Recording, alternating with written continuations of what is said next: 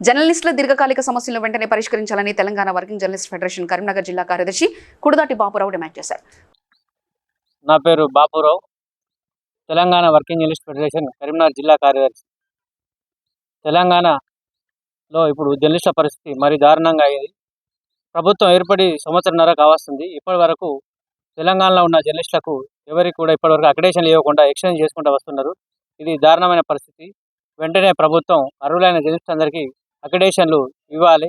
అదేవిధంగా కాంగ్రెస్ ప్రభుత్వం ఎన్నికల సందర్భంగా జర్నలిస్టులకు అనేక హామీలు ఇచ్చింది, సమస్యలు పరిష్కరిస్తామని చెప్పింది.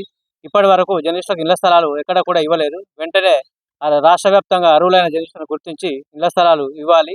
అదేవిధంగా చనిపోయిన జర్నలిస్ట్ కుటుంబాలకు 10 లక్షల ఎక్స్‌గ్రేషియా సుతా ఇచ్చేందుకు ఏర్పాట్లు చేయాలి.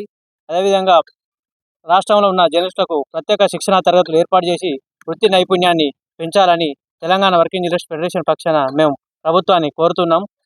వెంటనే అక్రిడేషన్లు అనే ప్రక్రియ ఇది ఒక గుర్తింపు, ప్రభుత్వం ఇచ్చే గుర్తింపు కాబట్టి ప్రభుత్వం దీన్ని వెంటనే చొరవ తీసుకొని కమిటీలను ఏర్పాటు చేసి అక్రిడేషన్ ప్రక్రియను వేగవంతం చేసి వెంటనే అందరికీ అక్రిడేషన్లు ఇవ్వాలని ఈ సందర్భంగా మేము ప్రభుత్వానికి విజ్ఞప్తి చేస్తున్నాం.